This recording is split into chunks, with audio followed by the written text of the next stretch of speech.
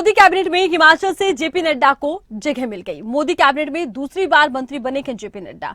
हिमाचल के कोटे से बनाए गए मंत्री और अनुराग ठाकुर को मोदी कैबिनेट में इस बार जगह नहीं मिली है। हालांकि पिछले कैबिनेट में वो मंत्री थे, इस कैबिनेट में अनुराग ठाकुर को जगह नहीं मिली। हालांकि जेपी नड्डा को हिमाचल कोटे से यहां पर एंट्री मिली है।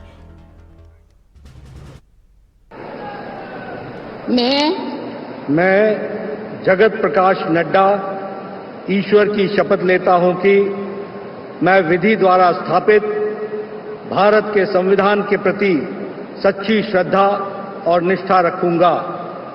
मैं भारत की प्रभुता और अखंडता अक्षुण्ण रखूंगा।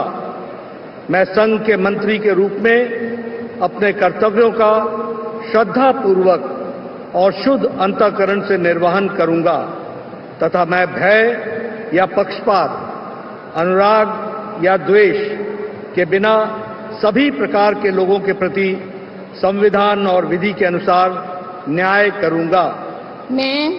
मैं जगत प्रकाश नड्डा ईश्वर की शपथ लेता हूं कि जो विषय संघ के मंत्री के रूप में मेरे विचार के लिए लाया जाएगा अथवा मुझे ज्ञात होगा, उसे किसी व्यक्ति या व्यक्तियों को तब के सिवाय जबकि एक ऐसे मंत्री के रूप में अपने कर्तव्यों के सम्यक निर्वहन के लिए ऐसा करना अपेक्षित हो, मैं प्रत्यक्ष अथवा अप्रत्यक्ष रूप से संसूचित या प्रकट नहीं करूंगा।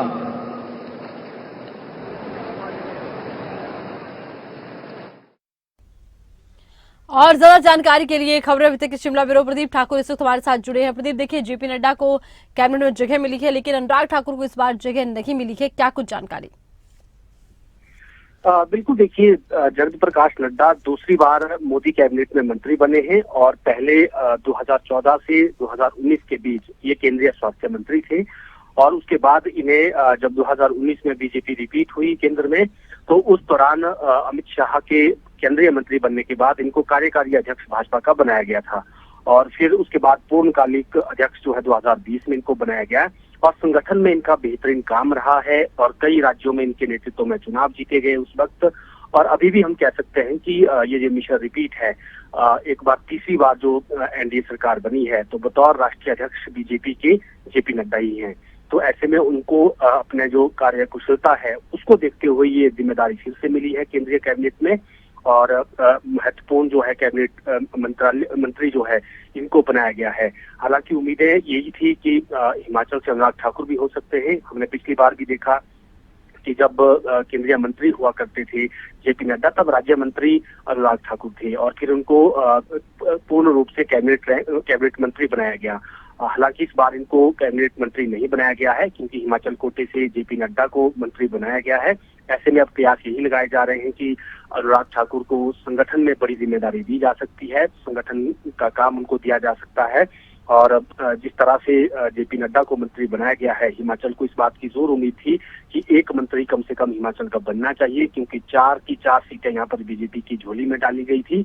और जिस तरह से जेपी नड्डा का कार्यकाल भी रहा है, चाहे वो बतौर राष्ट्रीय अध्यक्ष बात करें या फिर केंद्रीय मंत्री के तौर पर, हिमाचल के लिए काफी फायदेमंद रहा है। हिमाचल को बहुत बड़ी सौगातें उनके मंत्री रहते हुए मिली हैं, चाहे वो एम्स जो बहुत बड़ा स्वास्थ्य से जुड़ा संस्थान वो बिलासपुर में खुला है, तो उनको उनके कार्यकाल के दौरान ये चीजें हुई है। इस बार भी उम्मीदें हैं कि कोई बड़ा विभाग इनको मिलेगा।